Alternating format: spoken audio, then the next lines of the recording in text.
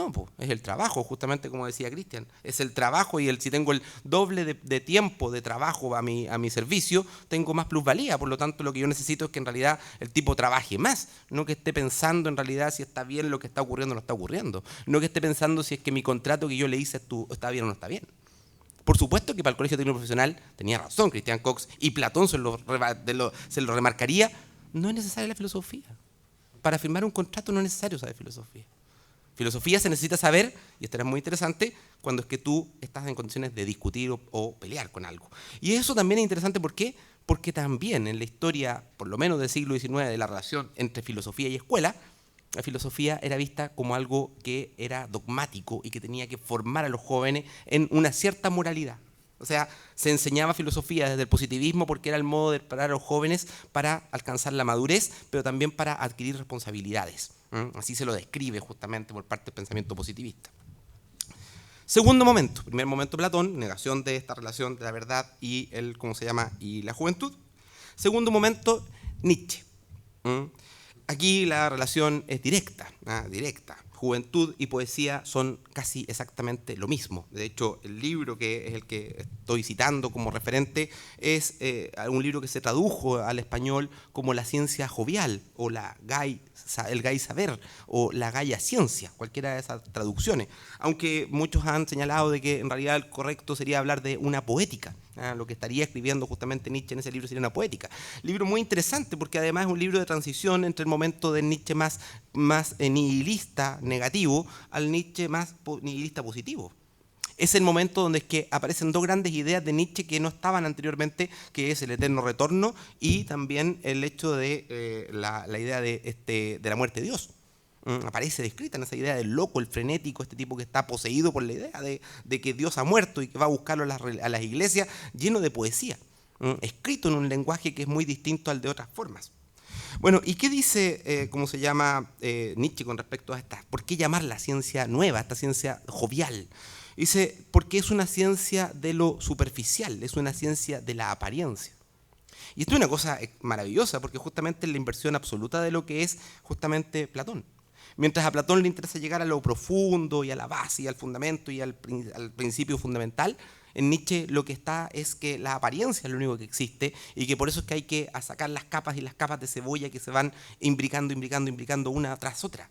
En el fondo, la apariencia convertida en algo positivo, y eso es en el fondo no otra cosa que la poesía, donde la palabra no es casual. El contenido puede transmitirse de muchas formas, pero la palabra tiene que ser esa palabra, esa rima, esa condición, ese énfasis, ese discurso, esa construcción lingüística. No es cualquier cosa, por eso es que la poesía tiene estructura mucho más clara, mucho más rígida, incluso escritural, que la propia filosofía. Tiene más canon, por decirlo así, escritural. Pero también porque el desenfado juvenil es señal de libertad de espíritu. El desenfado juvenil para Nietzsche, esa idea de que tomarse la vida en forma más liviana, más feliz, más alegre, disfrutar la vida, como decía el profesor Biagnini, es una capacidad positiva, es la capacidad de vivir peligrosamente. Y también me aparece en la Gaia Ciencia, también dice, hay que vivir peligrosamente, hay que vivir como si fuera el último momento que tuviéramos a nuestro alcance. ¿Por qué? Porque vivir peligrosamente es conocer los riesgos en justa medida. Pero justa medida aquí no es la justa medida aristotélica, no es el justo medio, no. Es vivir los riesgos significa que para poder llegar a las mayores alturas hay que estar dispuesto a caerse desde esa altura hasta la más profundo. Eso es correr los riesgos. Es saber de que entre más te eleves, más peligro vas a tener. En que entre más arriba vayas, más profundo va a ser los silencios y la oscuridad y todo eso. O sea, es una relación en el fondo justamente de oposiciones que se extreman, no que se vayan mediando como en el sistema hegeliano. Y, en ese contexto, la poesía como texto de los jóvenes, es la forma de escribir de esta ciencia de la juventud. La poesía es la propia literatura de esta condición ontológica de ser joven. Es capaz de la más bella musicalidad, del ritmo, de la armonía, pero a la vez profunda en sus inflexiones, en sus reflexiones sobre lo real. No nos olvidemos que no por casualidad Heidegger hereda justamente de Nietzsche esta relación con la poesía y habla de que la poesía es la que describe el verdadero modo de habitar el mundo. Justamente ¿por qué? Porque en la poesía se despliega aquello que es una profundidad que nunca logramos comprender plenamente. Un poema nunca se interpreta en totalidad, a diferencia de un texto filosófico que bien podemos volver y siempre vamos a aumentar la interpretación. En la poesía, por mucho que hayamos intentado develar, la poesía sigue siendo misteriosa. Bueno, y justamente en esta ciencia jovial, como decía, en este libro, es donde aparece la muerte de Dios y el eterno retorno, no puede ser casualidad. Donde aparece la idea del sujeto como algo que es una capa de cebolla. Nietzsche lo que nos quiere decir en el fondo, y donde aparece el aforismo como en plenitud, como uso para poder transmitir e informar cosas.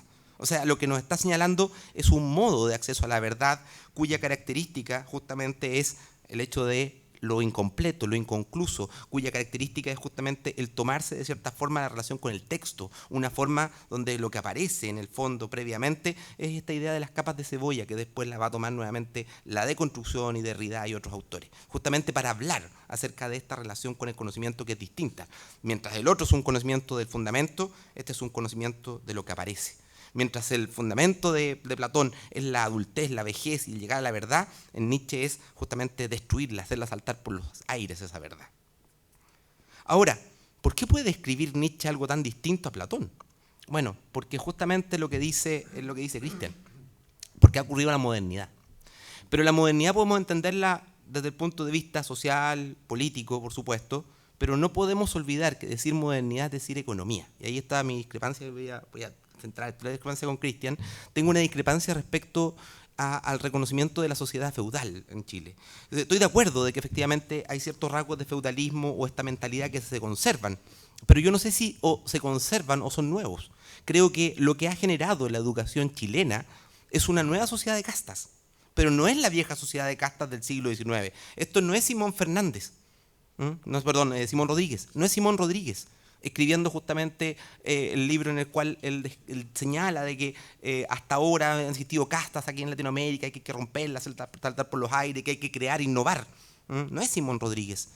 No, estamos hablando de una sociedad que ha reinstitucionalizado las castas a partir del modelo de educación que creó Pinochet, de colegios particular pagados, colegios particular subvencionados, con financiamiento compartido y sin financiamiento compartido, colegios municipales emblemáticos y colegios municipales comunes.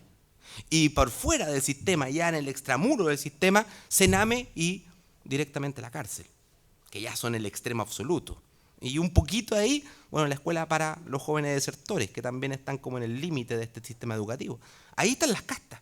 Pero esas castas no vienen del siglo XIX, no son las castas del año 1960, no son las castas del año 1950. Son un nuevo modelo de casta y un nuevo modelo de refeudalización de la sociedad. En ese sentido, yo discreparía de esa tesis de que intenta ver una especie de continuidad histórica. Creo que sí, las continuidades históricas las podemos ver en el largo plazo, pero creo que hay inflexiones que son propias del desarrollo capitalista. Y en ese sentido es que quiero poner el énfasis. Nietzsche puede escribir y puede poner el énfasis en el conocimiento de la juventud, porque justamente el capitalismo no es otra cosa más que el dominio de la apariencia. El capitalismo en su definición misma, Marx lo describe en El Capital al hablar de el fetichismo de la mercancía.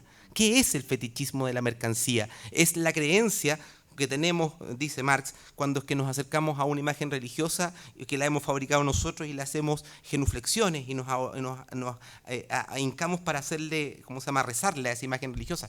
Pero esa imagen religiosa la hemos hecho nosotros. Esa misma relación tenemos nosotros con el capital. Creemos que el capital en realidad acontece por fuera de nuestra conciencia, de nuestra forma de ser, sin darnos cuenta de que en realidad el capital no es más que una relación que establecemos entre nosotros. Y que entonces lo que hacemos es encubrir justamente la lógica de la plusvalía, es decir, la lógica por la cual alguien extrae capital a otro y logra capitalizar personalmente. Se convierte justamente en un dueño, en un poseedor. Y esa es la gran diferencia quizás con las tierras, porque las tierras están ahí y son estáticas, no se pueden mover. En cambio, el capital es absolutamente móvil, y más aún el capital financiero. Es la extrema movilidad. Un día el dólar vale 6,97 y al día siguiente vale 707. ¿Qué ocurrió ahí? ¿El dólar cambió, creció, se decreció? No, simplemente hubo un cambio en la relación con el dólar. Y ese cambio de relación es pura especulación, es puro gobierno de la apariencia, es la pura apariencia emergida. Y justamente porque hay modernidad, entonces uno podría preguntarse, ¿en qué momento ocurre esta inflexión de la relación de la juventud y la verdad? Porque en algún momento ocurrió. Si Platón podía pensar todavía que lo importante era la vejez, si los estoicos todavía podían pensar así, si para un romano podía señalar y entender una frase como que la juventud, lo bueno de ella es que se pasa, y no le sorprendía, no le parecía un chiste ni nada de eso, ¿qué pudo ocurrir? Justamente que la modernidad tuvo su lugar de aparición en un autor como Maquiavelo. Yo tomo como ejemplo a Maquiavelo. Maquiavelo lo dice: yo escribo para los jóvenes, escribo para jóvenes, no voy a escribir para los ancianos ni para los viejos. Y es más, dice, no confundir a los jóvenes con los niños, los bambini, los niños chiquititos. ¿Por qué? Porque los bambini son eternamente bambini, son niños siempre. De hecho, eso es lo que él le dedica al gonfaloniero de la ciudad de Florencia. Es un niño, un bambini.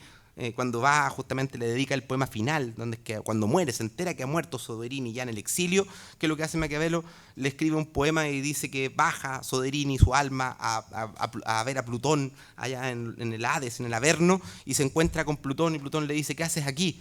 Y le dice: vuelve a tu lugar, donde te corresponde, con los niños, con los querubines, allá arriba. Ese es tu lugar, porque eres un niño, te comportas como un niño aunque seas un viejo.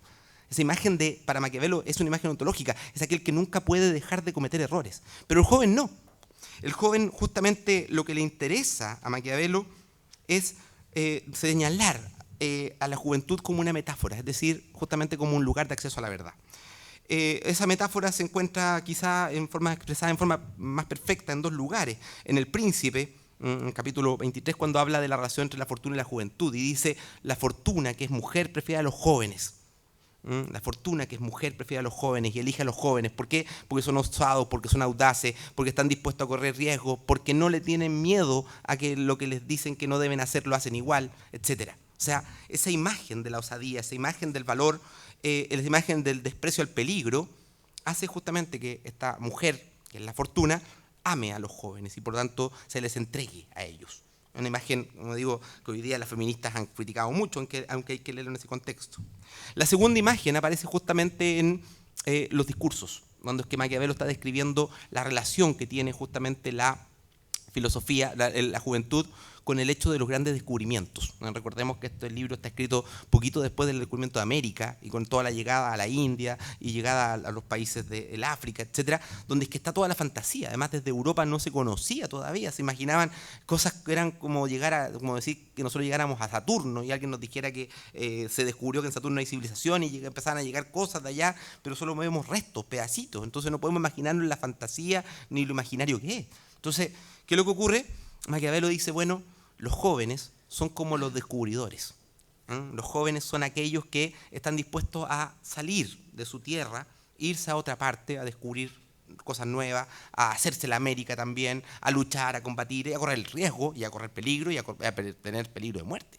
O sea, esos valores que en Platón, por decirlo así, eran muy negativos, el ser acelerado, el ser, ¿cómo se llama? Esa relación ontológica ahora se convierte en el fundamento para acceder a la verdad. Porque si queremos descubrir cómo es la Tierra Nueva, si queremos descubrir cuáles son las necesidades de una ciencia social, por ejemplo, como puede ser la ciencia política, si queremos descubrir los fundamentos de una nueva política, tenemos que ser como los jóvenes y estar dispuestos a andar caminos que nadie ha andado. Tenemos que estar dispuestos a correr riesgos para poder lograrlo. Fíjese cómo valores que originalmente, o virtudes, o características, o elementos que eran propios de algo negativo para acceder a la verdad, de pronto pasan a ser elementos tremendamente positivos. Como digo, eso es un cambio epocal económico. Sin embargo, Maquiavelo, a diferencia de Nietzsche, que pone énfasis en la poesía, y a diferencia de Platón, considera que la filosofía es una corruptora de los jóvenes. Es corruptora de los jóvenes. Y lo dice así en la historia de Florencia. Dice, cuando es que llega, ¿cómo se llama?, los primeros filósofos griegos a la ciudad de Roma, a la Roma antigua, llegan y se presentan.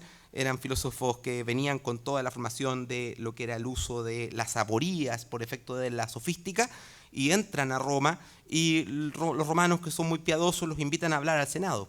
Vienen como embajadores. Y resulta que habla el primer día el discurso y demuestran que Dios existe. Lo cual para los romanos, que eran muy piadosos, les encantó y aplaudieron parados, así, pero felices, rabiosos, del hecho de que hubieran demostrado que Dios existía con mecanismos racionales. Y al día siguiente dan su segundo discurso y demuestran que Dios no existe. Y ahí queda la embarrada, porque ahí, ¿cómo se llama?, los romanos empiezan un debate que se hace con Grecia. Y un filósofo, Catón, no un filósofo, sino que un estoico, pero que no le gusta la filosofía analítica